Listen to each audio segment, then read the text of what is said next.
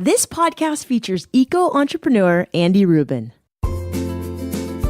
Welcome to Wild Ideas Worth Living, an adventure podcast presented by REI Co-op, the brand who helps get you outside through gear, classes, and adventures. We talk to experts who have taken a wild idea and made it a reality so you can too. From people who have climbed the tallest peaks, started thriving businesses, and even broken records, some of the wildest ideas can lead to the most rewarding adventures. I'm your host, Shelby Stanger, and I hope you enjoy this show.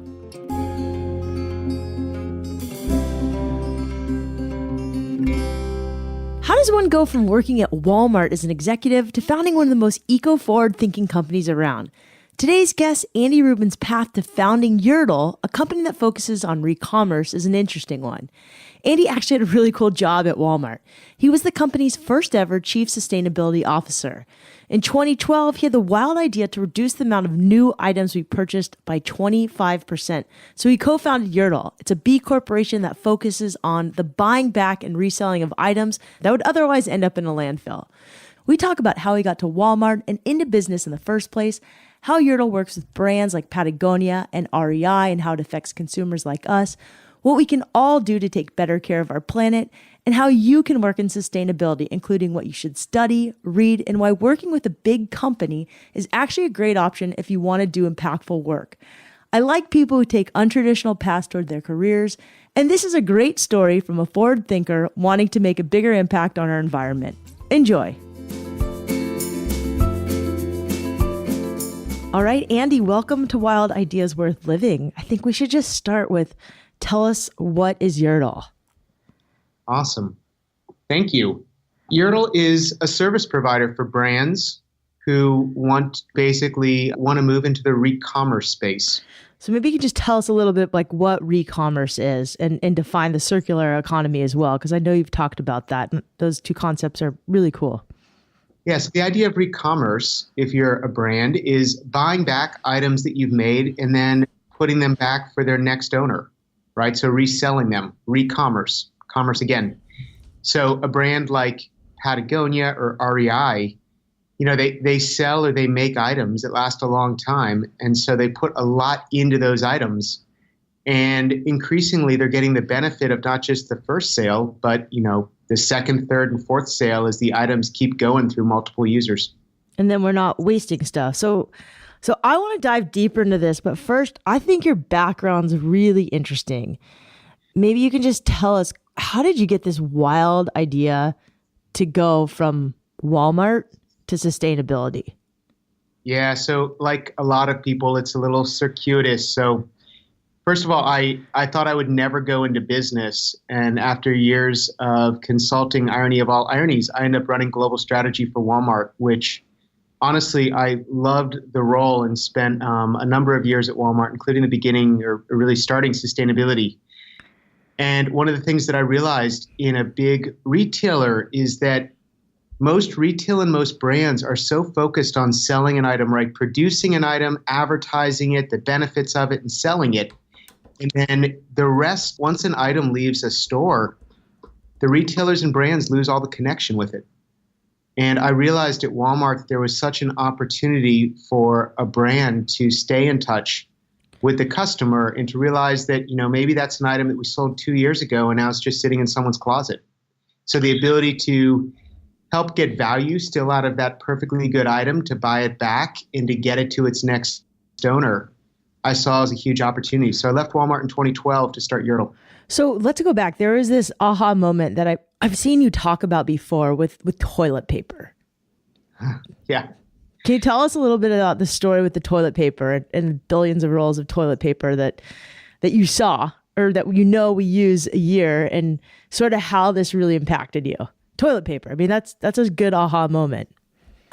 There were 1,000 of these type of stories when I was doing sustainability in Walmart, because you take any industry like toilet paper and you'd see these opportunities to do things, with a fresh set of eyes, to do them better. And the opportunity we saw with toilet paper was, if you put more sheets on every roll, you just kind of supersize the roll, that you'd have more toilet paper for less core, right? You'd have a lot of savings. And we actually worked with a manufacturer. We're kind of we think we're kicking butt. It's going really well. And then you learn as this comes to market, you learn that the bigger role turns out the more sheets people use. And so again and again in kind of in the space of sustainability, you're confronted with, these things that feel like improvements, 3 steps forward, but sometimes 2 or maybe even 4 steps backward. Concentrated detergent was the same thing. You concentrate it, less water on the shelf, but then if you don't actually make the cup size smaller, the pour, people just use more of it. And they're just, example after example. And I think it points to a bigger concern I have around corporate sustainability, which is, while there's been an incredible amount of progress made, and I applaud all of it, we write these sustainability reports and we pat each other on the back, and yet we're not addressing the core issues. Like we shouldn't be proud of where we are right now. Like we should get rid of toilet paper and just use bidets. I don't know. That's a leap, but not build a business around that right now. Like I think that there's some things that this leads exactly into re-commerce. So I could spend my time, right? And I mean time is valuable, and where we all put our energy. And I've chosen not to spend my time telling people not to get gear or not to buy a new nano puff, but buy a really high quality one and look for one that's already been used. Look for a second, third, fourth opportunity to take a really high quality item. Like getting more use out of the things we've already made that's where the opportunity is, right? And so, everybody who makes things a little bit less bad, right? Everybody who works on less toxic dyes and better fabric cutting for less waste, all of that, all day long, we should do all of it. But the big opportunity for quality items is just don't let them sit idle in a closet, right? Get them out, get them back on a mountain, get them back outside. So I want to go back to this leap, because Walmart to your own business is a big leap. How did you do it? Like, how did the nitty gritty happen? Like, you left Walmart. Did you save up? Did you find a partner? First of all, did you create the sustainability job at Walmart, or was that already created? Or is it something you went to your boss and you said, hey, we need a sustainability department here?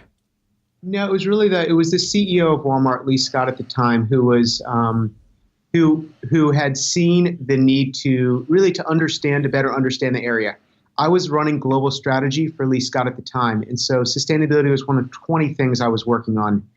And, there's a question, oftentimes with sustainability folks on kind of what bit you. Like, where was the moment that you're like, this is what I need to be doing in the world? For me, it was reading Paul Hawken's book, Ecology of Commerce. Oh, yeah. It's a great book. Incredible. And Paul's incredible. And so I read that book. It's one of 20 things on my plate. And increasingly, it was all that I was really thinking about running strategy for Walmart was the strategy of sustainability. And so as that was playing out and sustainability was getting larger, Lee Scott asked me to start that group and to start that strategy. What year was this? 2004. Okay, so that's when that topic was really hot then. I completely remember it.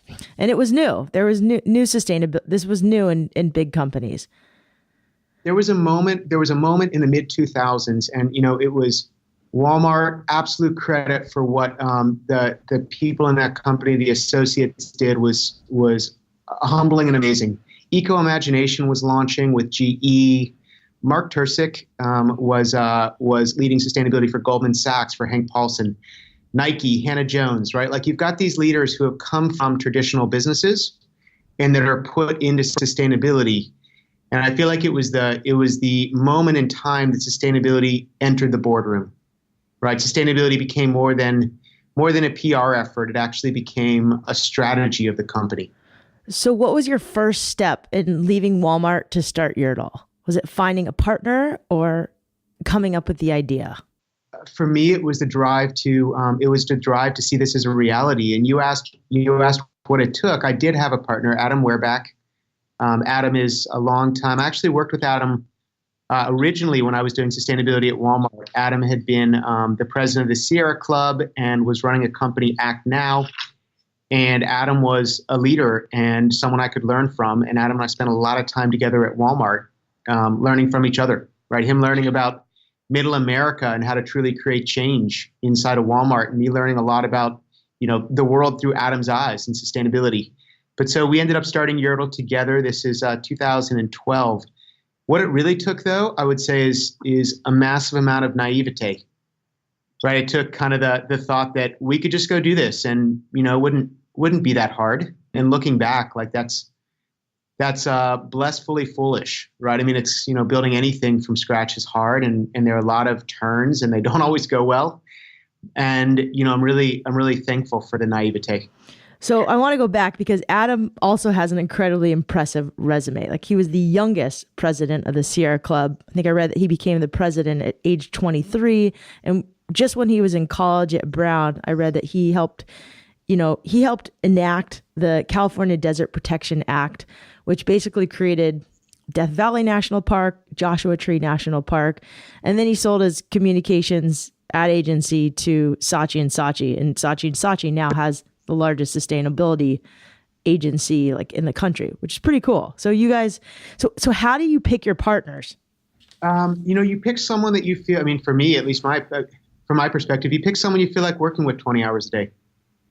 And if you feel like that's the person that you feel like working with 20 hours a day, and they bring something different to the table, and those are the right ingredients together, to me, I mean, the idea is almost, you need to eventually find an idea, but what you really need is a good partner. So when you were talking about that toilet paper story, what I took from that was like, hey, we're still wasting a ton of toilet paper. Yeah, we got rid of the core, but we innovated this way, but we took a step backwards. We're still using a ton of toilet paper. It feels a lot like, I went to Starbucks the other day because I wanted my ticket validated at the parking garage. And if I got a coffee there, I would get it validated. They gave me a plastic cup. They're saying, no, we're getting rid of straws, but the lid was just like, had so much more plastic than any other lid I'd ever seen. I went to refill my cup, and they threw out the cup that I'd given them and gave me a completely new cup. And I was like, no, don't do that, please. And they're like, sorry, it's our policy. We have to get rid of our old plastic cup and give you a new one every time. Yeah. And it crushed me. I'm like, I can't go here again. And I didn't have a reusable cup with me. I was, on the run. What I'm so thankful for my time at Walmart is the reality that you're speaking about, right? Which is a reality of for anyone who's a parent or who really cares about the future of things, a longer time horizon, needs to address not just the aspiration of how things could be better, but how to actually, how that change will occur. And one of the quotes that always bothered me, but I loved it, I think it's from Bill Maher. This is back in the mid 2000s. When I was at Walmart, we were talking a little bit about climate, and Bill Maher would say, if you asked all Americans, you could end the climate crisis today by just giving up your remote control. How many Americans would say, yes, let's make that trade-off? And it was one of those realities you just had to confront, right? And so either you could ignore that and be like, oh, I really think everybody will, and let's just go for it, or you'd have to accept the reality that most people probably would not. And so for me, I really want to see these changes happen. And so I'd much rather confront the reality of, the way Starbucks would operate and try to figure out things that I can do that acknowledge the way Starbucks operate and creates the change that I want to see. And that really is the basis of re-commerce, right? It's like, this is an idea that works for brands, it works for customers, it works for the world, it works for shareholders. Like it just, from the sky, from 10,000 feet, it's like, you almost wonder why we are not doing this now. Well, you are doing it now with REI, with Patagonia. So maybe talk to us a little bit about, what it looks like in the store from a consumer standpoint. Yeah, so I'll use, so we are working with Patagonia, REI, and Eileen Fisher in the fashion space. And they are three incredible partners. And I'll just give you an example of how it works right now for Patagonia. So if you've got any item that says Patagonia on it, pretty much any item, you bring it back to a Patagonia store, they hand you a gift card for either a new or used item. You take that gift card and you get the thing that you're looking for now, right? Could be a new size jacket for a kid, could be a different sport you're into. They take that item, that jacket that you just brought back, they clean it, or actually, in this case, we work together on this. We clean it. It comes to our warehouse on behalf of them. We stock it. We sell it to the next customer as part of their worn wear brand, and the item gets put back in the world. That's awesome. How does this work at REI? Yeah, so for REI, all the items that come back right now that are returns, that are basically sitting idle, we have started with selling, basically getting those back into the world, back in use. And we are moving into a space of, hey, there's also, just like Patagonia, a lot of these items in our closets and garages. How do we start thinking about getting those items back as well? Right now that we are developing a stream of, the resale side, how do we start pulling more of those items back? And so it's very similar. So both on Patagonia and REI, you just go to rei.com. Right at the top, there's a link, Shop Used Gear. And, there are tens of thousands of items out there. And when you buy an item from REI Used Gear compared to eBay, you know that REI stands behind that item. Yeah, it's awesome. You can get a tent that way. That is such a great way to get a tent.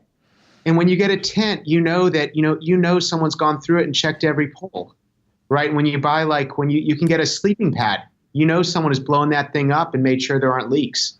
And if you find any problem, REI takes any item back, any used item, you just send it back, no questions asked, for 30 days. So it's super cool. How much saving is this creating? I'm sure you have some sort of metric to define this. Any item that gets reused, there's a 20 to 30% reduction of its overall footprint. If you look at anything we can do in the supply chain today, 2018, right now, I don't know anything that comes close to just getting more use out of what we've already made. Unless you're not going to buy an item at all, this is the best thing I know of. Yeah, I love this old saying. My fiance uses it a lot. He says, use it up, wear it out, make it do, or do without. But this sort of takes it to another level, It gets you to use it up and really wear it out. Because sometimes I'm just sick of a color. Like I have a green jacket from Patagonia and I'm just over it because I've worn it to death. And I want to get navy blue. That's a great way for me to get a navy blue jacket instead. You're sick of a color. It turned out you didn't really like mountain biking. You're changed sports, or you change sizes, or who knows, right? Or you have kids that grow like weeds, or all kinds of things. And what's unique about what REI and others are doing is this has always been there. It's just hard, right? So you meet up with someone on Craigslist and you don't really know what's going to happen. Whereas when you get a used item from REI, they stand behind it. It's REI, right? So it's like the easier this gets and the more that leadership brands take this on and make it easy for all of us, the more of it we do. So REI is doing it well. Obviously, now Patagonia is doing it well. Eileen Fisher. Who else, in the whole scope of brands in the U.S., is doing sustainability well? The North Face is the other company that just launched re-commerce. So they are doing buyback and resale, which is awesome. Like anything that you care about, I want to see the space work. It makes sense. It's good for everybody. We all save money. We get the gear that we want. It is the best thing I know of for the planet. It works for companies who do it because they're able to continue to kind of maintain the relationship with the customer to get the extra sale. So I want to see more of it. And what that's going to take is it's going to take more brands who see the opportunity and take the leap, which is happening every day. Yeah, well, it's cool because there's actually a lot of CEOs who listen to this podcast because my background is in writing about the business of the action and outdoor sports industries. So, to those guys, to the CEOs and presidents of these companies, how does it make sense for business? I'll speak about it from a Patagonia point of view.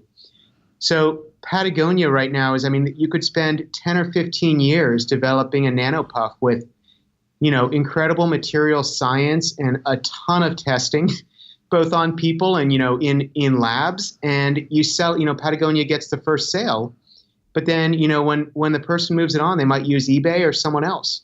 And so for any brand out there, why would you not take advantage of that second, third, fourth sale? Why would that not be an opportunity to say to the customer, hey, bring we'll take back the item whenever you're done with it, which gives the brand another shot at what else they might need. Brands make money, right? They additional, found money on the second, third, fourth sale. And then the benefit of selling used, especially with brands that might be out of the range for some people, right? So, these quality items, they're expensive, and that means they're not always accessible for everyone. So it allows a brand to not degrade the quality of their item, but to still reach a customer that might not be able to afford that brand right now in their life. So they're able to kind of bring in a whole new group of customers. Oh, it's awesome. You look at that and you're like, why would every brand not be doing this? And so you guys handle most of the back end of that. Yeah. And so the answer, here's what I hear when I'm like, why brand so-and-so are you not doing this? What I typically hear, we hear a few things. One, we hear, used, there's this old view of used. And this is less true in the outdoor industry, but I think in most of the world, in the US, I should say, this view of used is like a Sanford & Sons view of used, as opposed to, when you think of, certified pre-owned Lexus, you're not thinking of that, right? It's like you're thinking dirty thrift shop. Yeah, and that's almost like thinking of Uber or Lyft as like a carpooling app. Yep. It's used. What I would say is it's used done right? It's being brought into the modern era. So I think that concern has all been eliminated as these brands have Patagonia and Eileen Fisher and REI and the North Face to look at right now. So I think that the next concern is it's hard, right? Like you need a logistics operation, you've got a website and a storefront you got to stand up, and even if every brand could do that, they got 5 things ahead of it on the technical roadmap, and that's where we come in. So the service that we offer is, when a brand signs up, the rest of it's turnkey. That's cool. Items come to us, we stock them, we stand up the storefront completely within their brand. It's all white label. The brand holds all of the customer information, and they're off to the races, right, in 2 to 3 months. So what brands outside of apparel are doing it well? Like, have you seen anybody else do it well in another space, whether it's tech or other consumer goods? GameStop is doing a nice job with video games. Other than that, the players that are doing well other than that are not brands themselves. They're these third-party marketplaces. So The Real is doing great work around luxury goods. Interesting. I didn't even know about this world. This is so interesting. So I think a lot of people here, one, they just want to make the world better. What's one of the biggest ways as consumers, as individuals, what are some things we can do right now besides just buying reusable gear and selling our old gear rather than just throwing it in the trash? What are some things we can do? Buy or fewer items that are really beautiful quality, right? That are really well made. Yeah, I always like Europeans or my Italian friends who have like only a few jackets, but they're incredibly expensive and really well made. Well, one of the things we see is when, and we're seeing it right now with Patagonia. So a lot of customers who buy from Worn Wear have never bought from Patagonia, like far more than half, right? Have never bought from Patagonia, and as those customers get to experience what a really awesome jacket or clothing that's just super well made, they turn out to then go back to Patagonia for more of the items.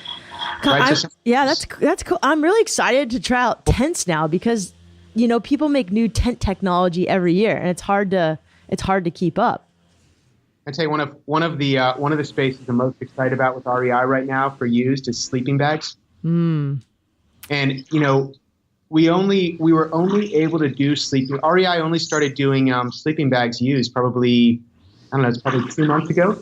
And it took us a while to get sleeping bags on the REI used gear site.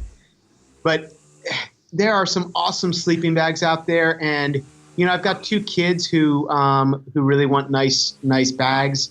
What it took for us to get sleeping bags on the site was really was basically certified refurb. Was putting them through a cleaning process. We're using a company called Tersis out of Colorado that does high pressure CO2 cleaning. And those bags that we resell on REI used, I've been in the supply chains. These bags used, are clean. I mean, I feel better about a used REI bag right now than any bag I'd buy off the shelf. Like Wow. they are cleaned so well. And so you take a category that, people would be like, I don't know if I'd be comfortable with that. I feel better about these bags than anything. And, they're a lot less expensive and you can buy a beautiful bag. So it's, you look at the way the space is evolving and the innovation that, REI is driving, and we're just getting started. So this is so interesting because I actually went to go try and buy a sleeping bag at the used gear sale. And they said that, in California, there's a law and you can't sell used sleeping bags in California. So can you now? You can. And it's because it's required in California and a number of other states was that bag had to be certified. And so it just took the innovation and the work to make sure that we could get that bag certified in all 50 states. I can't believe I just spent $300 on a sleeping bag and I could have got a used one. That's so awesome. If it's a great bag, awesome. Enjoy it. And for people who are thinking about a bag and might be able to find an even nicer bag than they were considering, check out REI Used. There are a bunch of bags on there right now. That is awesome. What do you think the future of sustainability looks like? Like, what do you think it's going to look like in 5 years? Yeah, I think it might be longer than 5 years, but I think it's a lot less about sustainability reports and, hey, look, we did this and we did this. And I think it's much more about the fundamental models that we are a part of. So, the fundamental commerce model that myself, everybody, most people are a part of is a model based on economies of scale of production. It's based on credit. Right, and advertising, right, and so it's all about new consumption, and that model, like no matter how much less bad you make that model, you're not addressing the actual model, and we will, sustainability in the future will have more things to address that core model. What REI is doing right now with used gear, so taking items that are sitting idle and putting them back in use, eventually pulling those items back from closets and garages. That is one of the big innovations that starts to address the core model, right? So it's like sell a bag first once, high quality, great bag. REI sells great items, and then whenever it's not being used, sell it again and again, right? Eventually get to the point that someone can use it when you're not using it. Like just use these things to an inch of their life, and when they need repair them. And now we're actually addressing the core model. We're not just playing around the edges. And sustainability with more transparency and more people who are attuned to what's going on, my hope and expectation is that companies will need to and will be excited about finding these type of opportunities. We're going to take a break to hear from our sponsor, but when we come back, Andy breaks down how you can get a job in sustainability and more. This episode was brought to you by REI, a company that's raising the bar on sustainable gear. The co-op recently launched product sustainability standards that apply to everything it carries. So in addition to working with brand partners to improve sustainability practices in the supply chain, they're bringing customers more products with leading sustainability features, including organically grown cotton, fair trade certification, blue sign approved materials, responsibly sourced down, and so much more. So look for products with these features while shopping on rei.com or in store and help support better ways of making products. You can also check out rei.com/used to find deals and help keep used gear out of the landfill. I think a lot of people listening want to have a career in sustainability. How does one get a career in sustainability? Like, if they're in college, what should they study? If they're not in college, they're an adult already, what should they read? Yeah,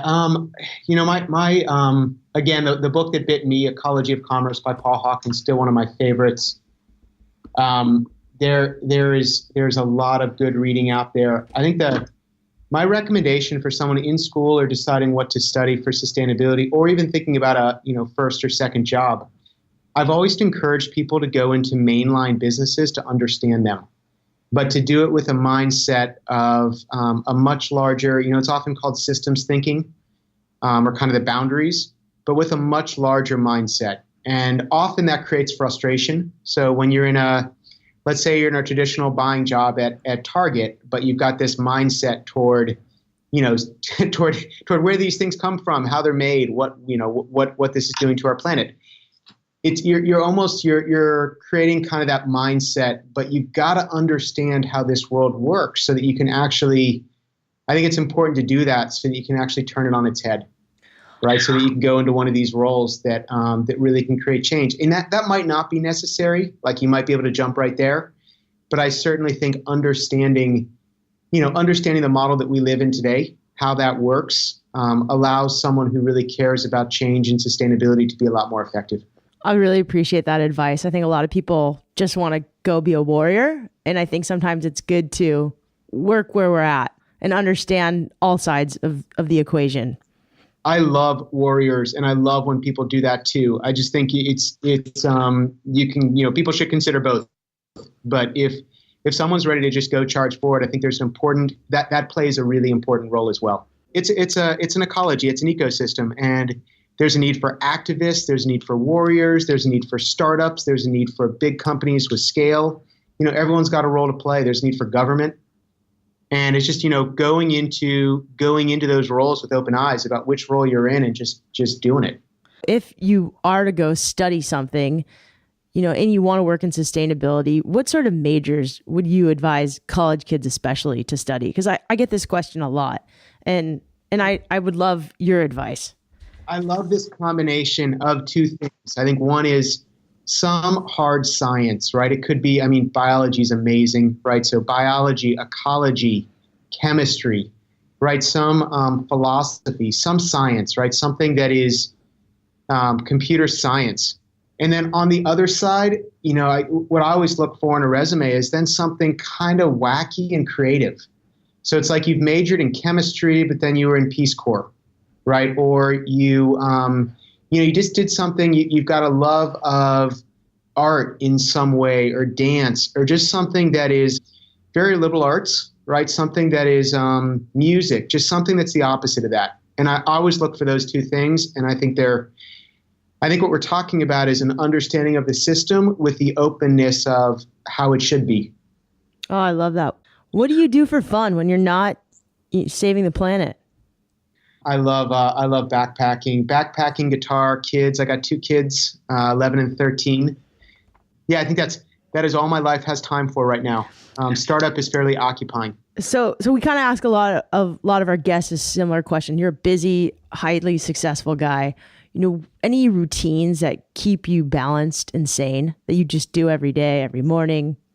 Guitar, honestly, guitar is something that's always helped me. It's not anything. I'm honestly not even very good. It's just kind of I think it's always, I got the advice early in my career to always have 3 things, right? So for me, it's, work, family, and there's always that third. And the third for me has been guitar. And if you always got 3 things you're really into at any one point in time, maybe your job's not going well, maybe you're frustrated about not being able to hit a song on guitar, or family's not going well, whatever it is. But if you've got 3, you've always got, 1 and often 2 to kind of fall back on. So I think that's, I've always heeded that advice, and guitar has been super helpful. What song are you jamming out to most right now? Such a good question. Gosh, why is it the Folsom Prison Blues? I'm really enjoying right now. That's awesome. So where else do you find your inspiration for what you do besides guitar? Yeah, people, right? So one thing that my original co-founder Adam Werbach is really good at is asking the right question. I think there's a real skill in just not asking 100 questions of someone, but just asking the right one question. Could be as simple as what's one thing that's really captivating you right now? Like, what are you seeing that's really really piquing your interest right now?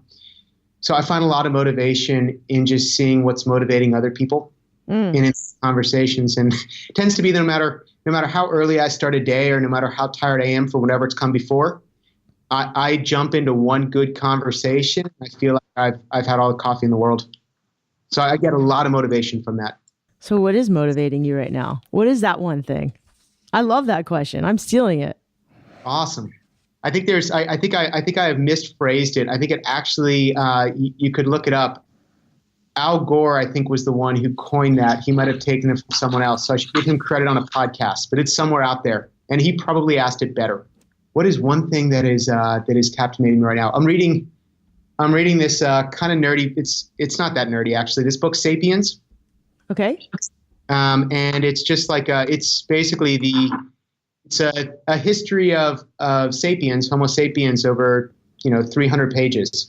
And so it moves fast, and there's a lot of focus. It's this author's third book, really well written, and it's there's a lot in there about humans and narrative, right? Narrative in brands, narrative in companies, narrative in capitalism and currency and religion and countries, and it's just it's a deep, fascinating book. Well, we'll have to put it in the show notes. That sounds really interesting. How do you not get overwhelmed? I think that's the biggest question I have for you is like, there's so much to do.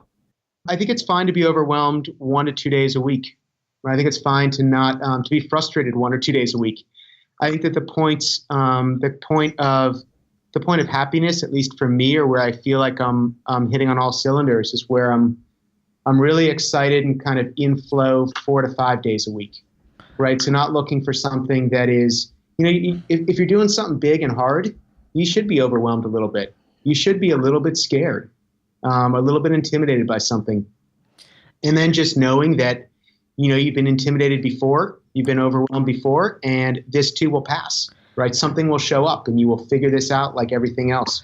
No, that's great. How do you choose what to do? You get hit up a lot to do a lot of different things, to make a lot of decisions. A good group of people around me. So for me, I love my board right now. I've affected the fundraising dynamics to create the right board of directors. And they're people that I go to. I go to different phone of friends for different issues on the board, and group of advisors and people that I can be and can be very candid with, people who work for me, people that I respect in other startups. And the fun part there is you put the real challenges in front of them, and you get their advice. You show them your calendar and say, hey, here's what I'm trying to get done right now. Look at my calendar and give me some tough love. Like, where am I spending my time I shouldn't be? And then you have to really be prepared to listen and decide you're going to be better. But I mean, the choice is either not being as good as you feel like you could be, or getting really good at getting better. That's a really good question to ask yourself. Am I spending my time on the things that I need to spend the time on, or spending too much time on something I don't really need to be spending that much time on? And I think that's hard. The people I'd credit that with, I don't know if it's folklore or real, but Bill Gates and Steve Ballmer apparently used to review each other's calendars, either on a weekly or biweekly basis. And so there's just, it's what's great about learning. There are so many things out there for anyone who's just driven to keep figuring these things out, keep getting better. There's a lot out there to learn from. Andy, if you weren't doing what you're doing now, like what did you think you might be doing when you were a kid? Yeah, I thought as a kid I would do architecture, which I briefly majored in before finishing in engineering. I could not decide. But then before I ever got into business, I thought that I would work in business for about a year to understand it, but I plan on doing nonprofit work. That was my plan. And I thought I would just dip a toe into the for-profit world just so I can understand it. And what I came to realize is how much change potential exists in corporations, right? In companies like REI and what they're doing for used gear, and became captivated by that and haven't looked back. Well, Andy, this has been a fantastic conversation. I love talking with smart people that are trying to impact change in a sustainable way and who are just making it happen. I love the jump from Walmart to sustainability in a major way. I think it's really interesting. If you could leave us with one message, what's that message? Like, if you were to fly an eco-friendly plane around the world and it had a little banner hanging off it, what's that message?